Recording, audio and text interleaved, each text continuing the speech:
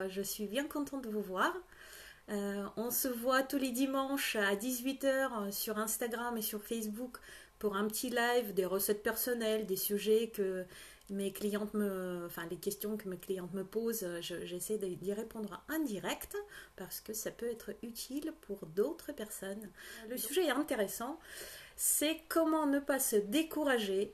Comment ne pas se décourager quand rien n'avance, voire tout avance dans le sens contraire à ce qu'on voudrait. Quelles sont en fait les raisons pourquoi il nous arrive de nous décourager? Il y a en fait, bon, on va dire trois grosses raisons. Alors la première raison pourquoi on se décourage, c'est une raison très très simple. C'est parce qu'on est fatigué. C'est une raison plutôt très très courante en hiver. C'est parce que tout simplement on n'a pas suffisamment de soleil, on n'a pas suffisamment de promenade, on fait beaucoup de choses, on travaille, on n'a pas vraiment moyen de sortir, moyen de se libérer la tête et aussi se dégourdir les jambes. On est tout simplement fatigué physiquement et probablement aussi une grosse charge mentale. Deuxième raison, c'est la frustration. On est frustré parce que quelque chose n'avance pas aussi vite qu'on voudrait, parce que les personnes qui sont importantes pour nous ne nous soutiennent pas. Troisième raison, c'est on vient d'essuyer un échec. Quelque chose qu'on a mis en place, un projet, un événement, quelque chose d'important qu'on a préparé n'a pas fonctionné. On n'a pas fonctionné suffisamment bien par rapport à la barre qu'on s'est mis. Donc on considère ça en tout cas à chaud comme un échec et on est découragé. Voilà, donc trois raisons que moi je me suis notée, peut-être que vous en avez d'autres, hein. N'hésitez pas à partager avec moi, là dans le chat ou alors après même en sous la vidéo quand vous allez le voir en replay. Pour moi c'est la fatigue, fatigue physique et morale, c'est la frustration. La frustration de ne pas avancer assez vite, ne pas avancer suffisamment bien ou alors ne pas être soutenu et vu peut-être aussi hein, par d'autres personnes. Et le troisième, c'est l'échec récent. Comment ce découragement peut être géré? Eh bien, le découragement peut être géré à deux niveaux. Donc, c'est notre tête. Parce que quand on est découragé, on a des idées noires qui passent, on ressasse un petit peu ce qui se passe, ressasse un petit peu ce qui s'est passé aussi. Et deuxième, c'est dans notre corps. D'accord? Pour moi, il y a 7 grosses étapes, en tout cas 7 grosses techniques, enfin je ne sais pas comment le dire, 7 clés, hein, que je me suis moi notées et que j'emploie généralement quand je suis découragée, comme là, hein, je ne sais pas si vous avez lu mon article, là j'avais vraiment un passage à vide de quelques jours. Et donc en fait, la première étape, c'est de se souvenir qu'il existe des paliers. C'est-à-dire on monte un escalier et puis à un moment donné, il y a un palier où il n'y a rien qui se passe. On a monté à un certain niveau et puis on est arrivé à ce palier-là et puis effectivement, il n'y a rien qui se passe pendant un certain temps. C'est le sujet de mon article que j'avais posté cette semaine. Pendant cette étape-là, ce palier-là, notre cerveau régule toutes les informations qu'il a peut-être engrangées précédemment, on apprend de nouvelles choses, on se stabilise aussi émotionnellement, enfin il y a beaucoup de choses qui se passent à ce stade de palier. C'est important de se le rappeler que ça existe. Donc on ne peut pas grimper l'escalier tout le temps en montant.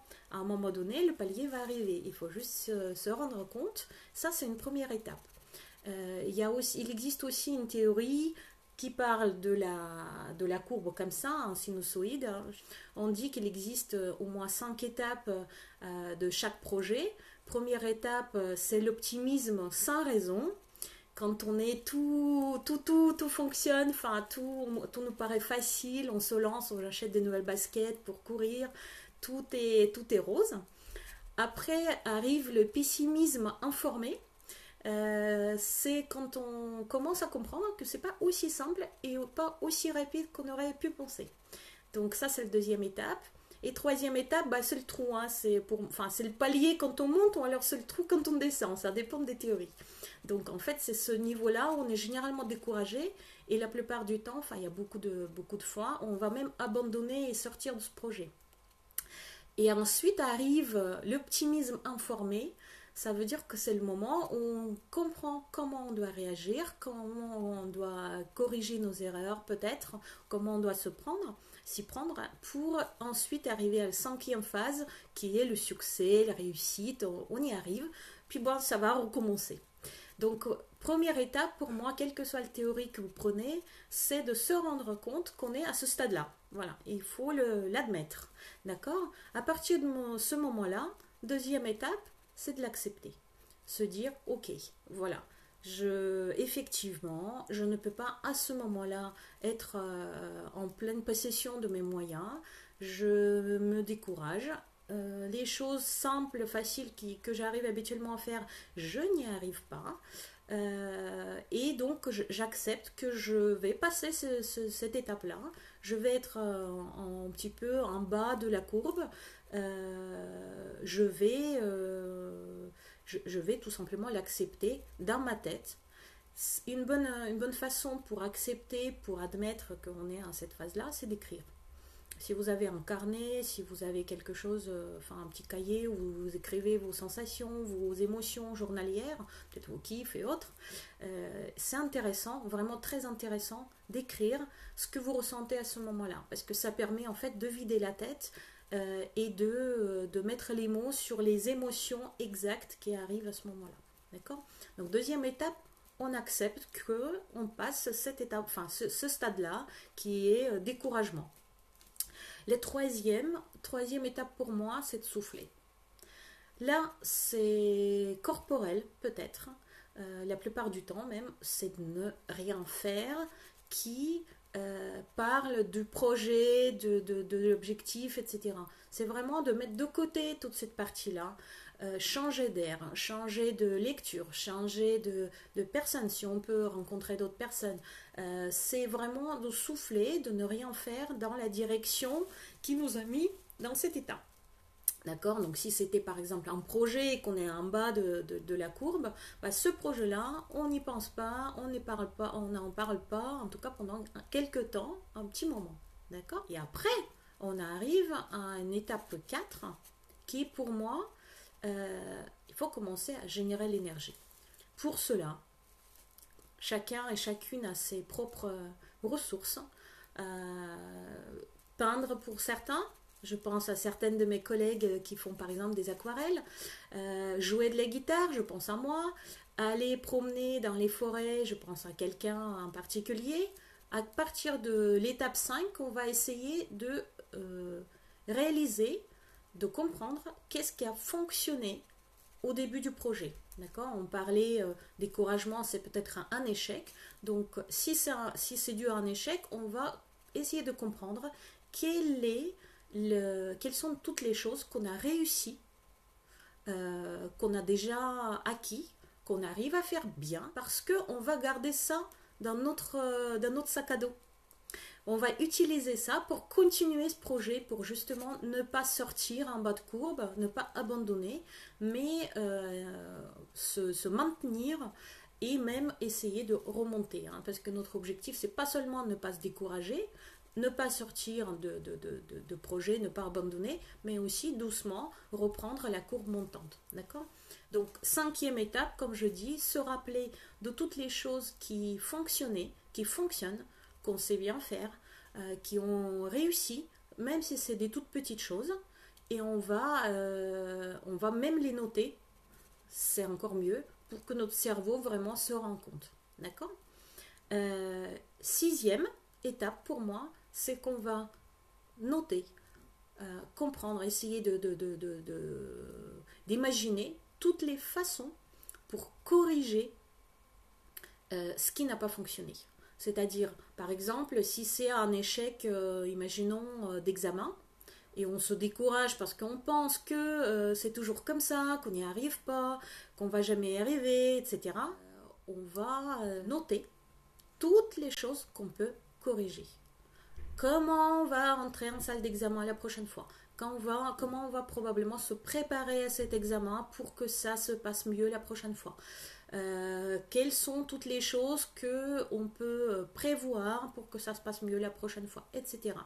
Et on dit toujours qu'il y a une prochaine fois de toute façon. Donc on se laisse une seconde chance, troisième, cinquième s'il faut, pour s'améliorer. Ok? Donc ça va être notre sixième étape. Et la septième étape, celle que moi je vois, c'est de se fixer un nouvel objectif, probablement baisser un petit peu le niveau, pour ne pas, s'il y a par exemple un échec ou si on n'avance pas suffisamment vite, on est découragé, on est frustré à cause de ça, c'est peut-être que tout simplement le step qu'on essaie de faire, la marche qu'on essaie de monter est beaucoup trop haute. Donc on peut aussi, c'est nous qui décidons, hein, donc on peut aussi abaisser un petit peu cette barre, descendre un petit peu l'objectif et se fixer un nouvel objectif concret, temporel, avec des critères très très très concrets, comment on va l'attendre, enfin, et comment on saura qu'on l'attend, d'accord? Là aussi d'ailleurs en frustration, une des causes de frustration, ça peut être parce que l'objectif n'était pas suffisamment clair, ou alors parce que les critères d'atteinte de cet objectif n'étaient pas clairs. On n'a pas dit combien exactement de personnes on aura au webinaire. On n'a pas exactement dit de quelle façon l'examen devait se passer, quelle note on voulait avoir. On n'a pas exactement dit à quelle place de la compétition on voulait arriver. Donc en fait, comme il n'y a pas de critères concrets, on est forcément découragé parce qu'on espérait plus en quelque sorte. Voilà, donc septième étape pour moi, c'est de refixer correctement l'objectif, probablement abaisser un petit peu le niveau, pour pouvoir l'atteindre. Parce que quand même l'objectif c'est de ne pas sauter des étapes, mais monter tranquillement, step by step, l'escalier. Voilà les 7 étapes que je me suis notées. Je vais vous les récapituler. Donc première étape, c'est de savoir qu'il existe des phases de palier ou les phases de découragement. C'est normal. Dans n'importe quel projet, n'importe quel avancement, tant que vous avancez, ces phases de découragement arrivent tôt ou tard. Il faut juste être conscient que ça existe. Donc première étape déjà, en être conscient. Deuxième étape, accepter que vous êtes actuellement dans cette phase-là. Peut probablement accepter en notant vos émotions, ce que vous ressentez, ce que vous y pensez, enfin ce que vous en pensez de vous et du projet, pour l'accepter encore mieux. Troisième étape, c'est de souffler. C'est de laisser tomber pour un petit moment le projet et ce qui vous a mis dans cet état-là pour que ça se libère au niveau de la charge mentale et pour que votre corps aussi se repose. Quatrième étape, ça va être commencer à générer l'énergie par tous les moyens à votre possession. Ça peut être des promenades, ça peut être appeler les copains, ça peut être créer quelque chose.